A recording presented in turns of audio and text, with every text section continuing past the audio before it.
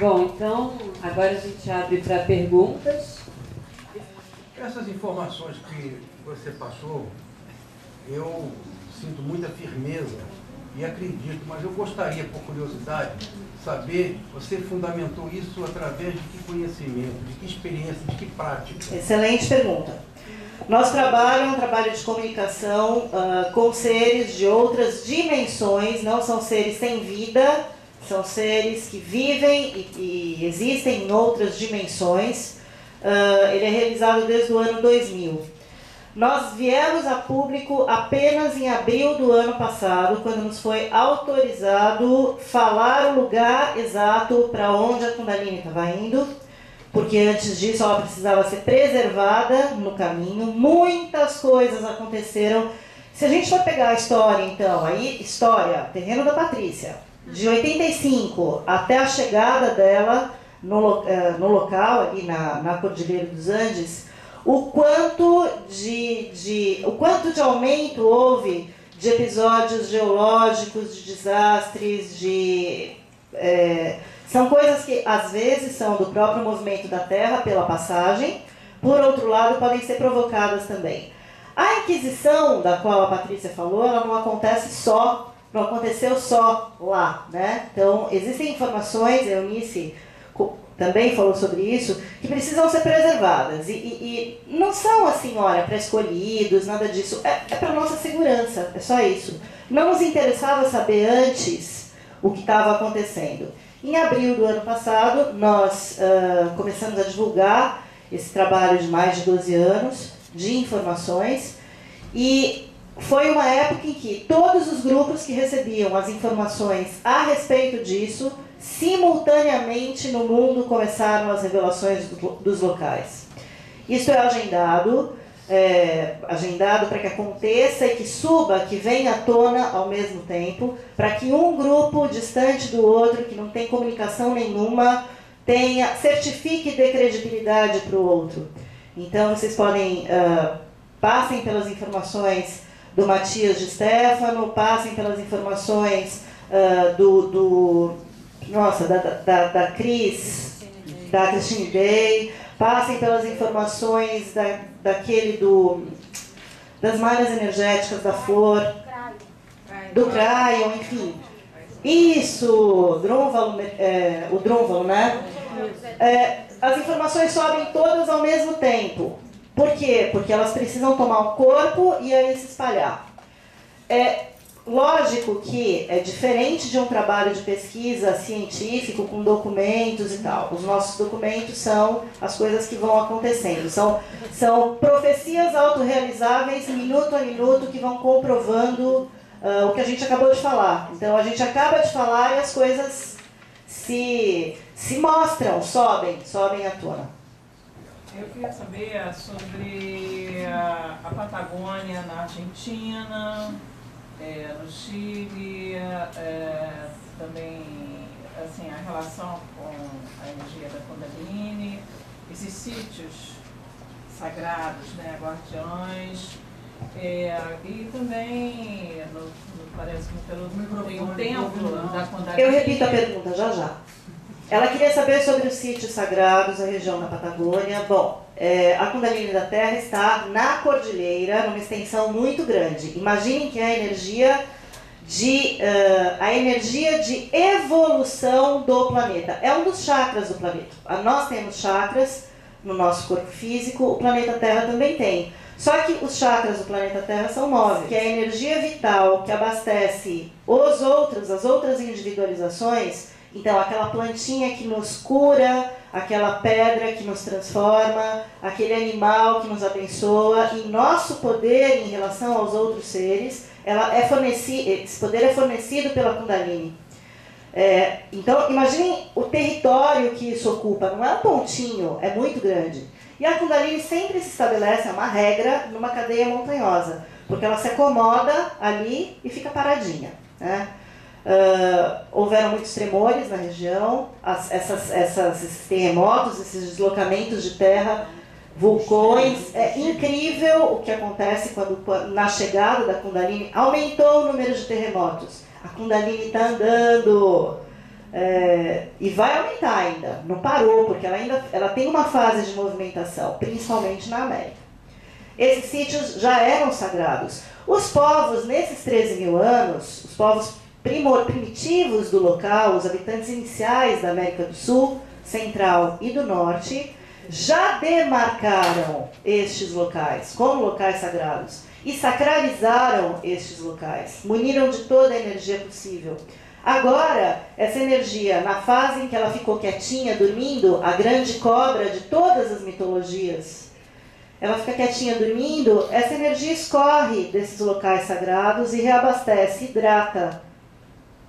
Eu não sei se eu estou falando hidrata assim, né? Eu acho que não é hidrata, mas é reabastece. Colabora para que ela se mantenha potente. E daí depois, quando ela desperta, reacende, metaforicamente, quando ela liga... Porque imagina se a energia do planeta ligasse de uma hora para outra, a gente torrava. Não tem como. Então ela, aspas, desliga aos poucos, caminha desligada, e depois ela se religa aos poucos. E daí ela reemite a energia e redistribui para os locais sagrados. A respiração é expiração. Esse ponto de silêncio é esse que você faz. Perfeito. O que é Códex? Códex é um documento que é fornecido aos povos a cada vez que existe uma transição de ciclos. É como se fosse um código, mas ele é um código de leis. São 42 leis, no caso do nosso códex atual, mas não é um código de leis punitivas ou que regulam. São leis mais parecidas com as leis da física. A gente não vai discutir com a lei da gravidade, correto? A lei da gravidade está aí para explicar para a gente que você é livre para fazer o que você quiser e o planeta diz o seguinte: 13º andar e janela, não pule. Simples, vai acontecer, seu corpo, qualquer corpo cairá, com maior, menor velocidade, qualquer outra coisa. As leis do Códex são exatamente a mesma coisa. Elas nos transmitem a segurança de que é possível que a gente ande por este novo ciclo, entendendo como é que ele funciona. Então, para citar uma das leis do Códex, para vocês terem noção do que eu estou falando, todas as individualizações, e por individualizações entendemos animais, vegetais, minerais, seres humanos, fungos, todas as individualizações têm pleno potencial para crescer e se desenvolver plenamente. Ponto, é uma premissa. Então, essas leis não são, se você fizer isto, vai acontecer aquilo e você vai ser culpado. Esse não é mais um tempo de culpa. Esse não é mais um tempo de dor. O planeta Terra deixou de ser um planeta de provas e expiações para ser um planeta de pleno desenvolvimento do potencial individual com vistas ao coletivo.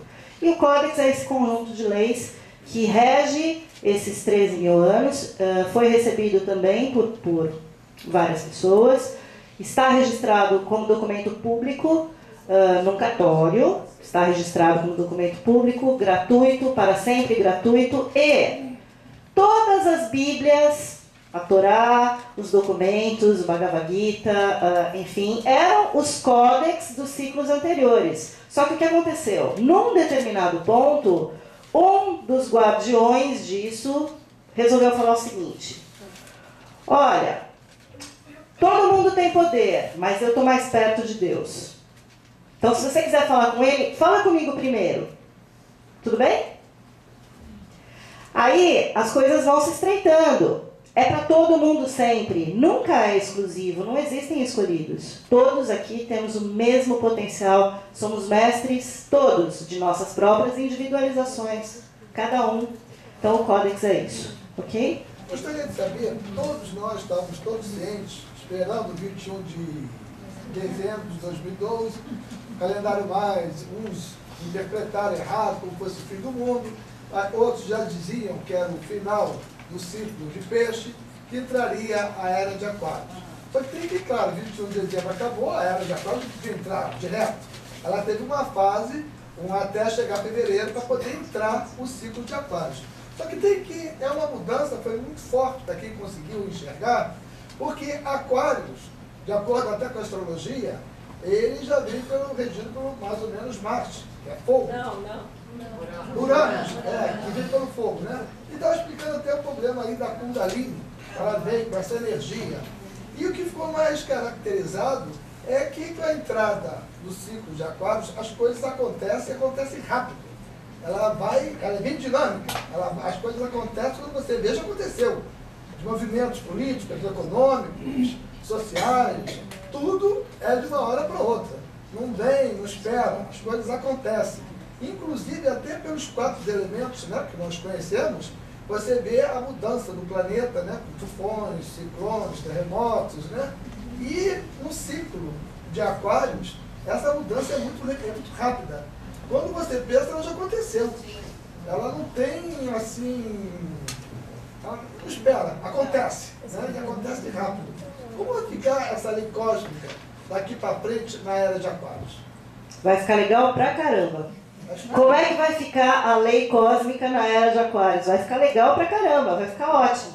É um novo tempo, é um tempo de transparência, é um tempo de manifestação dos nossos potenciais, do nosso pleno desenvolvimento, onde nós não precisamos mais de gurus, eles estão aqui dentro.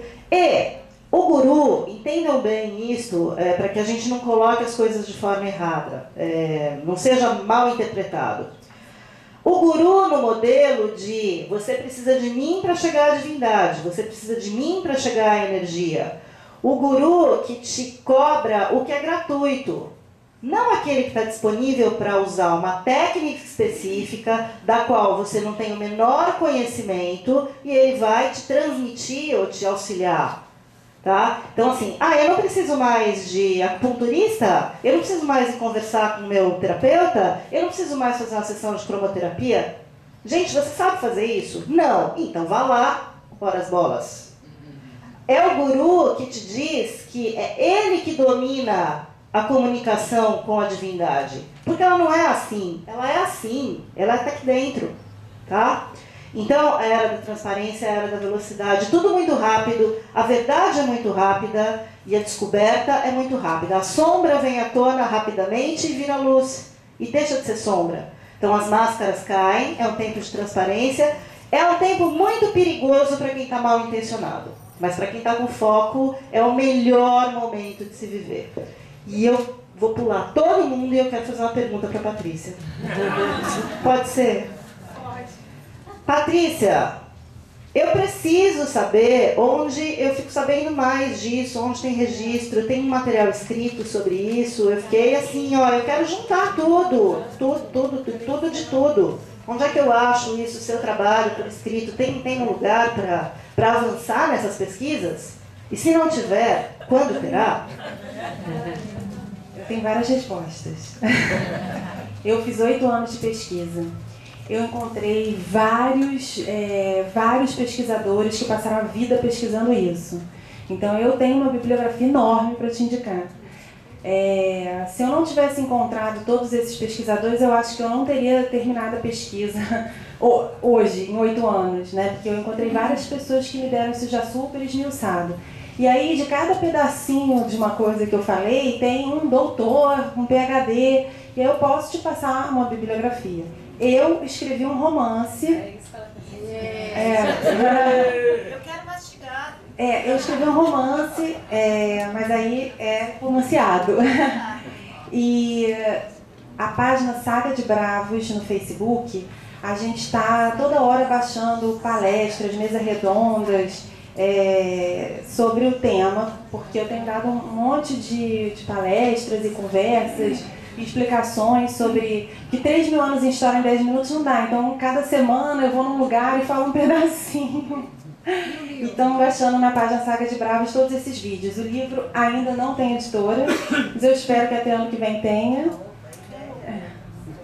E tá bem. Então, é isso. O livro é Saga de Bravos? O livro é Saga de Bravos, a página no Facebook é Saga de Bravos. Então, assim, já tenho 4 entrevistas que estão lá, em vídeo, e eu tenho marcado nos próximos 2 meses mais 8 entrevistas e palestras e mesas redondas, e tudo está sendo filmado e estamos baixando lá. E aí eu tenho tentado nessas palestras falar não de Salomão até hoje, mas falar pouco sobre celtas, um pouco sobre cátaros, um pouco sobre os nomes do Brasil, para ficar mais dividido, né? Olha só, complementando aqui. Existem outros, conforme ela colocou, outros pesquisadores. Existe um livro chamado A História Secreta, a Mística e Secreta do Brasil. Eu não lembro o nome da autora. História Secreta do Brasil. É uma mulher, Cláudia Bernardi de Souza. Esse é um resumão. E se vocês quiserem assistir também um vídeo maravilhoso, é só entrar na TV Floripa. Tem uns conteúdos incríveis que nos ajudam a entender um pouquinho isso tudo. TV, como é que chama? Cláudia de Souza Pacheco. Isso. Chama-se História Secreta e Mística do Brasil. Dizer uma coisa pequena para responder para aquele senhor. É o seguinte, os mestres têm dito, os mestres sessionários têm dito, que para haver uma mudança é preciso que primeiro seja antecedida por uma transformação de consciência. Quando existe uma transformação de consciência, a mudança é impulsionada. Por exemplo, o muro de Berlim caiu porque houve uma consciência de liberdade. Aí caiu o muro de Berlim. Então é sempre antecedida pela transformação da consciência coletiva. Para a Wanda, nesse novo ciclo do planeta, como ficam as grandes religiões institucionalizadas, como a Igreja Católica e o Islã, por exemplo? Tudo leva à unidade. Todos os caminhos levam à unidade. O Deus é o mesmo para todos. Então, cada qual tem a liberdade de seguir o seu caminho, e à medida que ela for seguir o seu caminho, que a intuição superior começar a se manifestar, aquelas barreiras com rótulos vão caindo. E com isso, a humanidade, a essência, que é amor, que é perfeição, que é o plano divino para o planeta, se realiza. Para a Patrícia, você conhece algo sobre a palavra Brasil que já existia na civilização celta? Conheço várias coisas. Vai dar tempo de eu responder?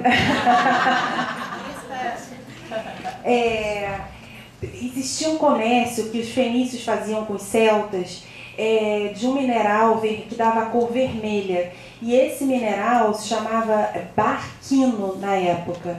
E ele, quando chegou no galês, né, porque aí ele era um grego barquino, e aí vão tendo as apropriações linguísticas. O galês, principalmente da Irlanda, chamava ele de Brasserie, e que virou Brasil. Então, todo o comércio de vermelho, eles chamavam de comércio de Brasil. E aí eles começaram a chamar de ou Brasil e Rai Brasil as pessoas que descendiam daquele lugar, da onde vinha aquele vermelho, que era um lugar desconhecido, né? Eles imaginavam que que os fenícios estavam indo a alguma ilha, que eles sabiam que existia no Atlântico, mas que ninguém sabia onde era. E quando o comércio se extinguiu, surgiu uma lenda de que os fenícios teriam ficado nessa ilha maravilhosa, que seria como os Campos Elíseos gregos, né? Então essa é uma das lendas, né? Aí existe uma outra lenda que era de um druida que chama Brasserie Alterlan. E Brasserie Alterlan seria um druida Cid, do país dos Cides, né? Que seria de outra dimensão ele, né? Da dimensão dos fadas e gnomos, para além da montanha Cid. E Brasserie Alterlan seria o senhor do mundo.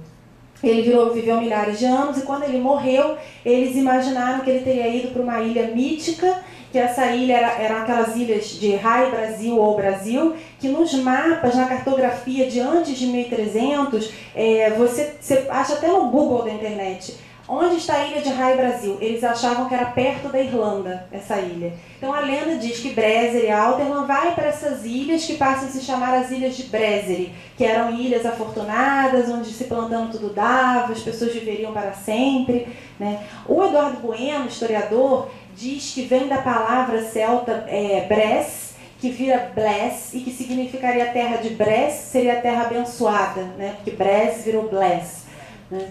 E tem ainda uma outra lenda, que é de uma figura que eu adoro também, que se chama San Brandan.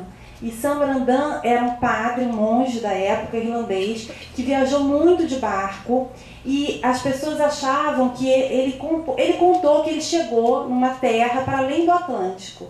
Então as pessoas achavam que quando ele morreu, ele teria partido em cima de um peixe. Eu até tenho essa foto aí, se a Alexa estiver aí. Que o barco dele teria sido carregado por um peixe místico, enorme, mitológico, até essas ilhas afortunadas que ele tinha encontrado no Atlântico. Porque nas viagens dele, ele narra que ele encontrou esse lugar por acaso. É isso. Os templários foram custeados no início pelos Illuminati. Gente, eu não tenho a menor ideia. Eu vou dizer o que eu acho. De Illuminati eu não sei nada. Eu vou dizer do que eu sei, né? Do que eu sei é que o Conde de Chantilly, né, era um homem muito rico. Olha, inclusive, não, mas existe o Conde de Chantilly, existe. Alguém na saída, por favor, compra um café com chantilly para essa menina.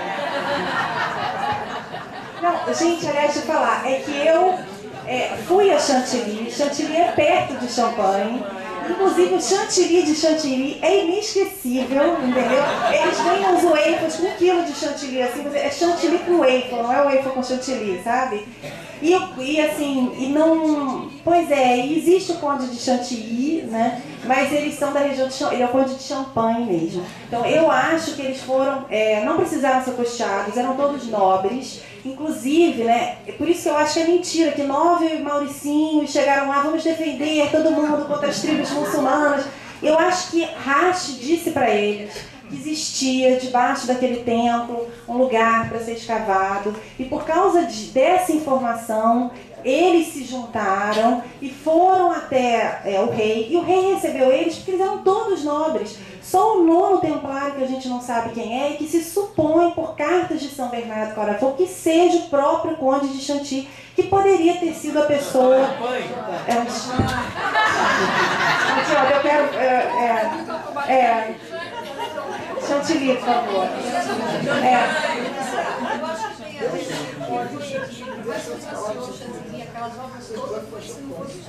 Acho que talvez os Illuminati tenham financiado Chantilly, porque Chantilly tem muita obra de arte lá, realmente, muita. Agora, Champagne, o conde era riquíssimo, ele mesmo poderia ter financiado. Os 8 templários, o mais pobrezinho é o Hugues de Payenne, que é um vassalo do conde de Champagne, e os outros todos eram aristocratas, né? E por isso que o rei recebe eles também. Então, acho que eles não precisavam de financiamento de ninguém. E quando eles voltam 9 anos depois, o que eles encontraram ali, que ninguém sabe o que é, valia muito, porque eles já voltam como uma ordem muito rica, né? Então, eu não acho que eles precisaram do financiamento de ninguém para fazer isso. Espírito Santo é Nossa Senhora, Mãe de Jesus? Não, o Espírito Santo não é Nossa Senhora. Jesus, quando ele ascensiona, né, ele diz que ele vai embora depois de ser crucificado, mas que ele vai mandar o Espírito Santo, né, que o Espírito Santo vai estar conosco. Então, para a Igreja Católica, né, existe o Pai, o Filho e o Espírito Santo, e eles seriam uma pessoa só. Mas eu e a Luísa estávamos entrevistando o bispo ortodoxo semana passada, e ele falou que para a Igreja Ortodoxa não é uma trindade, o Pai, o Filho, que o Espírito Santo viria de Jesus. O Espírito Santo viria de Deus, né? Para mim, eu acho que o Espírito Santo, que representa o amor, representa a energia feminina. Então, eu acho que ele não é Nossa Senhora, né? Mas ele é a energia que veio ficar no mundo quando Jesus foi, mas veio uma energia, que é o Espírito Santo, e que é a energia de amor, e é uma energia do feminino, né? Que é uma língua de fogo, né? Trina, talvez, de fogo, o Espírito Santo. Então, o Espírito Santo, a energia do Espírito Santo é porque em Pentecostes, que é a primeira vez que ele vem, né, que é depois que Jesus ascensiona, acho que são 40 ou 50 dias depois, tem um Pentecostes. E aí o Espírito Santo desce como fogo, mas ele não é necessariamente um fogo, ele desce como um fogo que não queima, como um fogo que arde, transmuta, né? Mas é naquele momento, naquela época da história, que ele desceu como fogo, né? Ele desceu no batismo de Jesus como uma pomba. Pelo Espírito Santo, como uma pomba. Muitas manifestações, tá? E na visão, então, cósmica de alguns povos cósmicos, o Espírito Santo é a própria Fonte, então vamos chamar de a partida, nós surgimos de um lugar comum, por isso que a gente repete o tempo inteiro, somos todos um, somos todos o mesmo. Este lugar comum, vão havendo as quedas, as densificações físicas, energéticas, e a gente tem sempre esta semente, esta fagulha. Então são 3 tempos. O tempo do pai, onde a gente era fonte, simplesmente.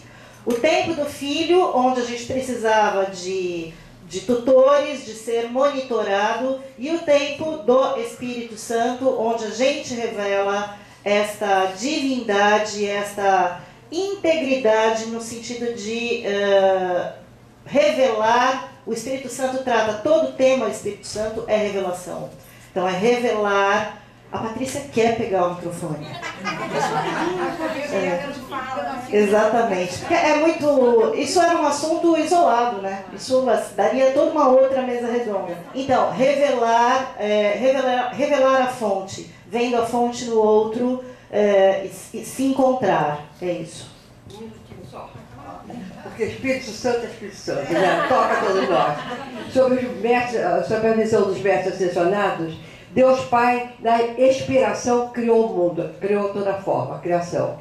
A Deusa Mãe, que é amor, através da inspiração cósmica, desce o Espírito Santo. Quer dizer, a energia da Deusa Mãe, inspirando de volta aquela criação que já foi, formou o que ela precisa ser realizado e que então começa a ser interiorizada para voltar ao coração central da criação. Essa é a energia do Espírito Santo, sob a visão. Não vou acrescentar nada, não, só fazer uma brincadeira aqui com a Lia, que eu não acho que ninguém tem que virar jacomita aqui, eu só acho que ele é um profeta, ele é um místico muito interessante, mas do século XII. Mas ela falou exatamente a mesma coisa que ele falou, né? E aí eu achei engraçado, porque uma das teorias dele, né, e é muito importante assim entender Giacomo de Fiore, que ele é que nem Descartes numa época. Na época dele, as pessoas todas começam a seguir ele, né?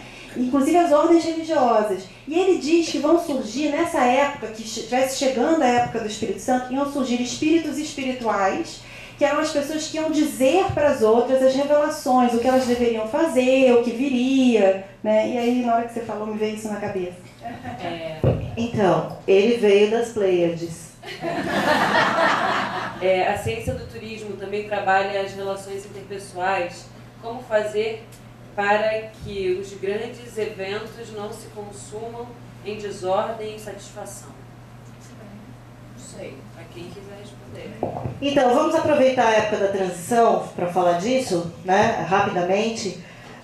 O que a gente precisa ter como... O Códex, voltando a falar sobre o Códex é um tema para a gente estudar nos próximos 13.000 anos. Cada vez que a gente lê e relê, a gente acha uma nova informação.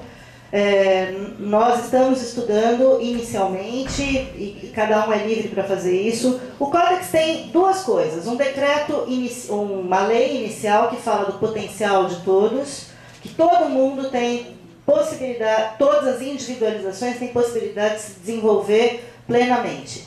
Mas ele tem um decreto final, e o decreto dele é simplesmente este. Se vocês esquecerem todas as outras leis e lembrarem do decreto, vocês mais uma vez se superam e evoluem. E o decreto é aumentar semelhanças e diminuir diferenças.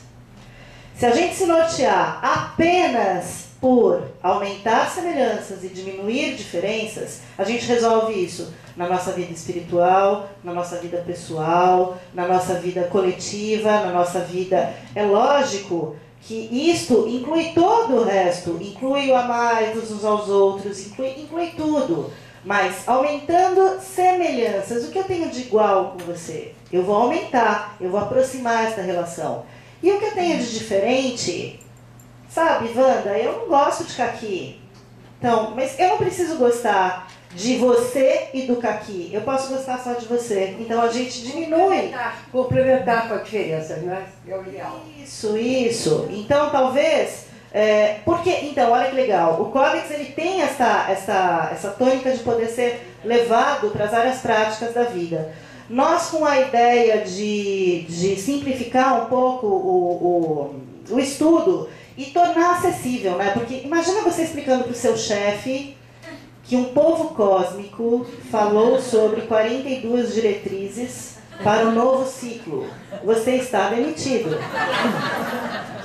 Imediatamente você vai ser um desempregado que evoluiu. Né? Então, nós banalizamos, entre aspas, o Códex. O que nós fizemos? Nós pegamos cada uma das leis e tornamos frases simples que podem ser presenteadas ao seu chefe, que tem todos os componentes, e não fala de outro planeta, não fala de extraterrestre, não fala de nada disso.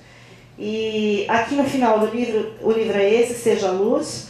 Por que é Seja Luz? Porque toda vez que eles passam uma mensagem, uma comunicação, eles dizem, se despedem com Seja Luz, que é tornar a sua vida, a sua existência, a sua permanência, o seu momento, o seu agora, num foco de luz para você?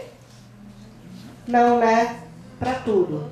E então, este livro Seja Luz fala sobre o Códex. Ele está lá na frente, tem uma olhadinha, e o endereço para acessar o Códex é... Eu estou resfriada. O endereço para acessar o Códex é Unaversidade, ao invés de universidade, é unaversidade.org. E aí lá tem versão do Códex em inglês, o pessoal do site Somos Todos Um fez a versão, a tradução, em inglês, em espanhol, em italiano. O Códex está no mundo inteiro. Estudem. A minha pergunta para a Patrícia, primeiro eu queria elogiar a sua apresentação, realmente fantástica.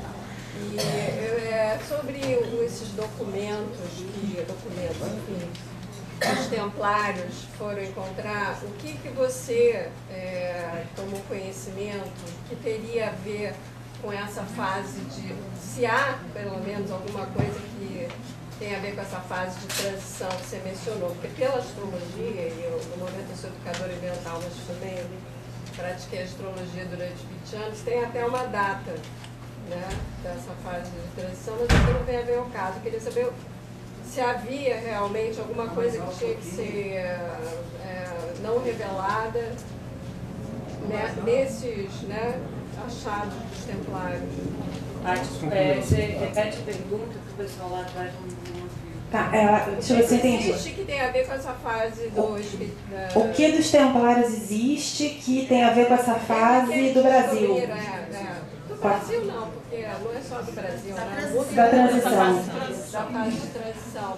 Olha, eu acho que o que eles têm a ver é ao longo da história, né? O que eles encontraram? Eles encontraram alguma coisa, algum documento, algum mapa? Então, coisa? eu acho que, em primeiro lugar, o que eles encontraram que tem mais a ver, né? E quando a gente fala de história secreta, assim, por mais que esse seja um tema de pesquisa de vários doutores, pessoas que são historiadores mesmo, né? E nos livros tem o doutor não sei o que, achou o documento não sei qual, que está no museu não sei qual. Mesmo assim, a história, ela é uma suposição. A gente aqui diz, não, foi assim, mas é uma série de suposições. Então, de tudo que eu li, o que eu concluí, né, e que eu acho que várias pessoas concluíram também, mas pode aparecer alguém provando que eu estou errada, é que eles encontraram muitas coisas nessa câmara secreta do Templo de Salomão, né?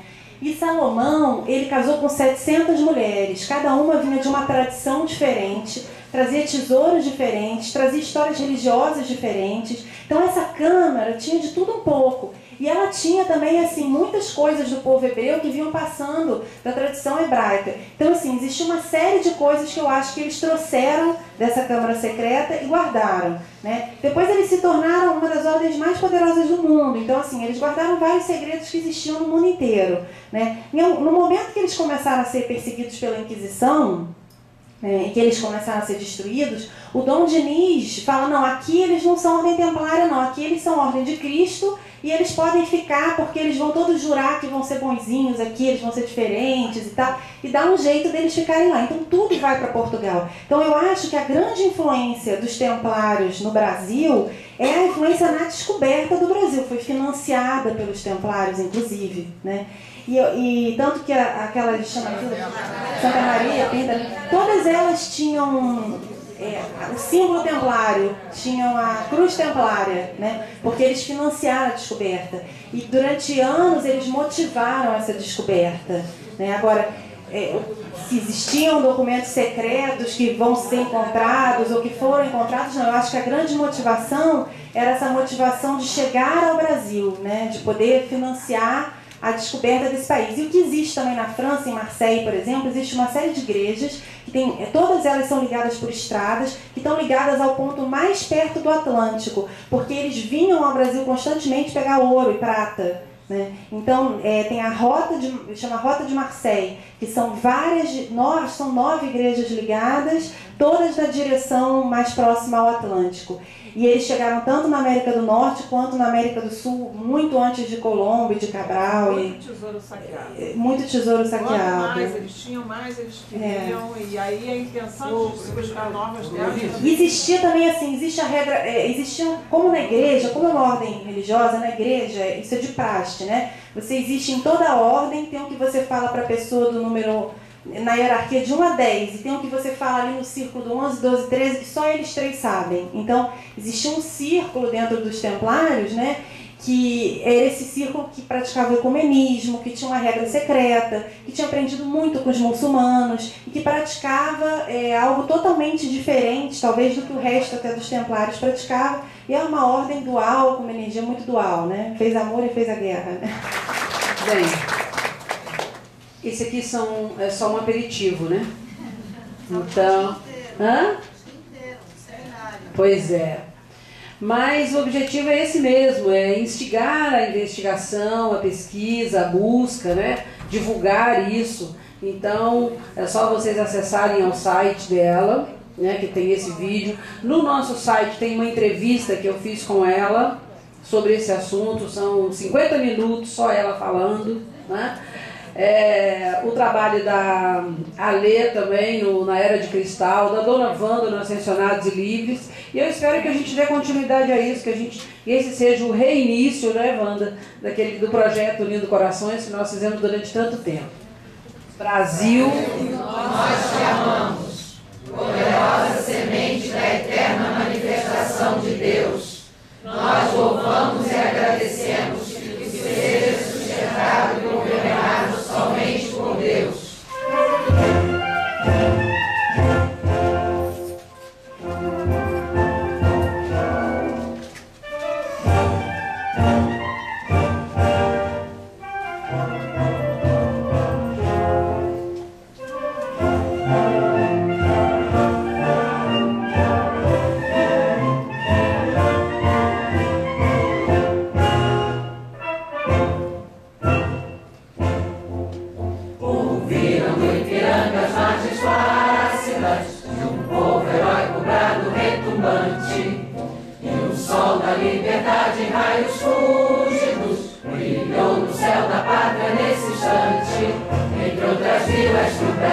Pátria amada, os filhos desse sol és mãe, gentil, pátria